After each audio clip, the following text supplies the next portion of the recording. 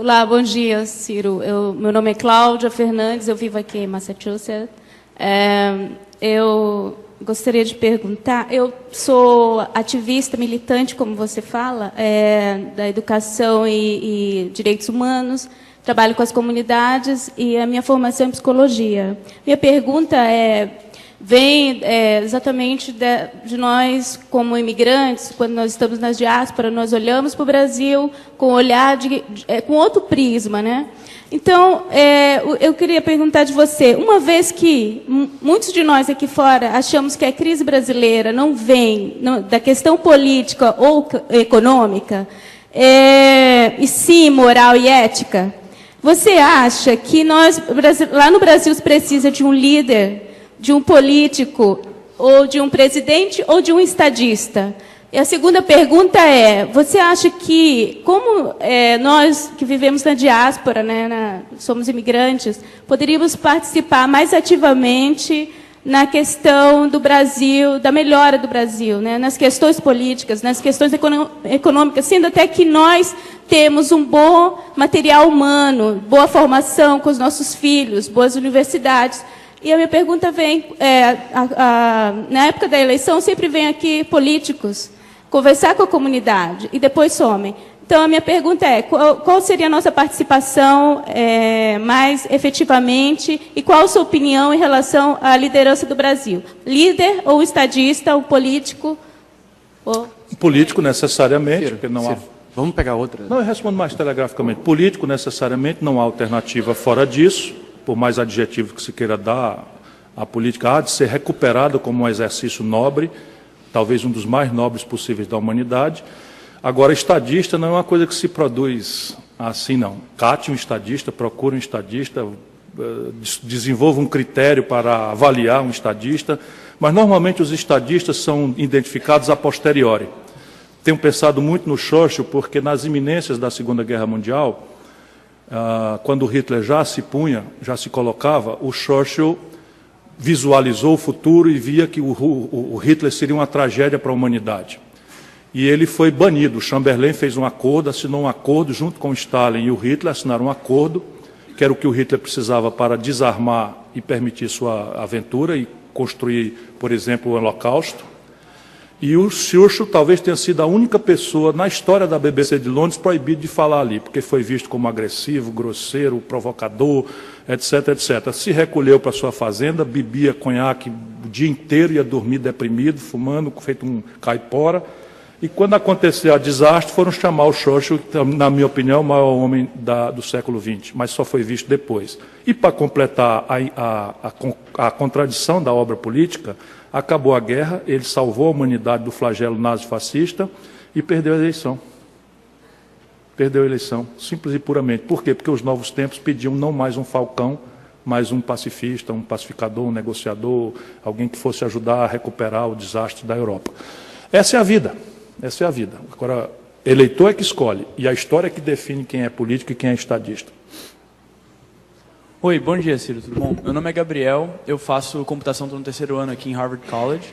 E essa pergunta eu normalmente pergunto para pessoas numa posição parecida com a sua. Quando a Marina Silva veio aqui, eu fiz uma pergunta parecida. E eu queria basicamente dar um passo para trás. Quando eu me vejo tentando votar numa pessoa para presidente do Brasil, eu me faço duas perguntas. A primeira é o que um presidente faz. E a segunda é como que eu meço se uma pessoa é boa para fazer aquilo que um presidente faz, que tipo de meta, esse tipo de coisa, e como é que eu sei se uma pessoa vai ser melhor do que a outra para fazer aquilo, certo? E no final das contas, todos os candidatos, eles falam, vamos botar uma equipe muito boa de ministros no governo, tem uma saída para a economia que é essa aqui, e dão várias saídas para vários problemas que a gente tem, citam vários problemas, isso ressona com a gente, porque a gente sabe dos problemas, todos eles citam os problemas, a gente vê, isso aí mesmo. Só que no final das contas, as saídas, no ponto de vista acadêmico, quando a gente estuda aqui com os economistas aqui em Harvard, por exemplo, não existe um consenso, mas os políticos muitas vezes falam, não, é esse lado, e o outro político fala, é aquele lado. Então eu não sei medir o que é para eu olhar, para saber se um candidato é melhor do que o outro para fazer o que um presidente faz. Serviço pesado, democracia é assim mesmo. E democracia verdinha, só tem 27 anos, a democracia brasileira é praticamente a sua idade, provavelmente. Né? Então, 22, por isso que eu disse praticamente, né? Do alto da minha inveja, né, que tenho 58. Então, repare bem, Duas coisas na sua pergunta estão postas. A primeira é talvez muito lateral, mas assim, o despotismo esclarecido não é a saída para nós. Especialmente porque nós perdemos há muitos anos a capacidade de um pensamento original sobre o Brasil.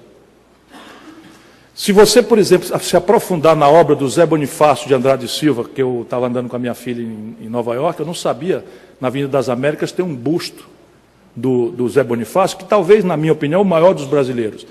E ali na fundação do Brasil, talvez seja... Mas você tem Joaquim Nabuco, você tem Sérgio Buarque de Holanda, o Celso Furtado já com influências de Cepal, enfim, mas o pensamento original sobre o Brasil não existe mais. A nossa melhor inteligência, nós estamos mandando treinar fora.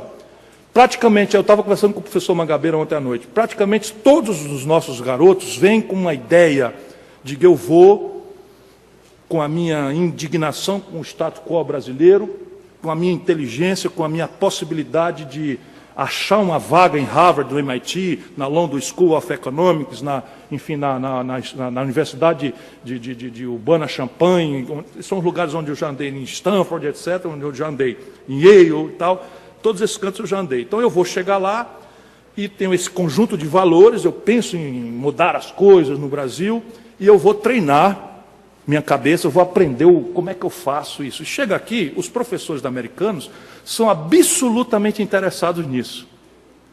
Os mestres da Universidade Americana, e essa é a grande potência da Universidade Americana, eles são alucinados por novo, por inovação, mas eles são comovidamente convencidos com a qualidade, né, top do planeta, dos seus valores. E eles estressam os garotos brasileiros com esses valores, e os garotos reagem de uma forma passiva, se rendem. Isso não é fácil de fazer, de reverter, não, mas nós precisamos construir um pensamento original brasileiro. Por quê? Porque determinadas coisas, por exemplo, eu estava citando, Cláudio, um exemplo da Globo. As pessoas, a Globo manipula, mente e manipula, para valer, mas a Globo acredita em determinadas aberrações. E quando o Fernando Henrique, em 98, foi candidato à reeleição, eu fui candidato a presidente, havia flagrância de que haveria um colapso no câmbio. Era claro, estava escrito. E a grande imprensa toda me chamando de terrorista, que não.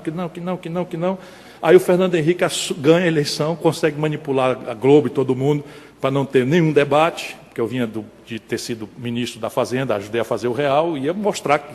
E tinha rompido por isso, porque o Real era uma boa iniciativa, porém precária, que precisava de aperfeiçoamentos graves, e ele jogou tudo na lata do lixo, em troca da reeleição, em função da popularidade despolitizada que o Real trouxe. Pois bem, quebrou o Brasil, 12% de inflação, taxa de juros no planeta. Esse mesmo filme que nós estamos vendo, que desconstituiu a Dilma, o Fernando Henrique viveu. E, para a desgraça do Brasil, o PT e o Lula criaram um movimento fora FHC e propuseram o impeachment. E o presidente da Câmara era o Michel Temer. Olha como o filme é velho. É um negócio de cinema. Percebe? E aí, o que aconteceu? O que aconteceu na sequência desse colapso ali do Fernando Henrique? Ficou muito claro que a Globo acreditava na mentira que estava pregando. Por quê? Porque o negócio Globo tomou dinheiro emprestado em dólar, sem hedge, para financiar um negócio não tradable, que é vender TV a cabo, cabeou o Rio de Janeiro com fibra ótica, baseado em dólar, para vender um negócio em real.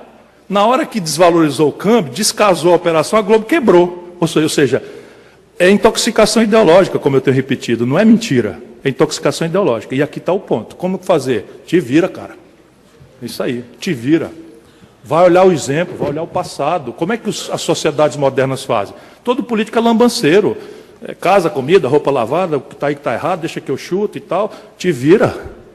E no passado, onde é que ele andou? Qual a experiência que ele acumulou? E qual a consistência entre o que ele fala e a vivência ou a experiência alternativa de outros países? Democracia é pesado. Não tem anjo vingador que desce, estala o chicote e bota as coisas em ordem por nós. Desculpa, não tem. Ciro, muito obrigado. Valeu, obrigado a todos.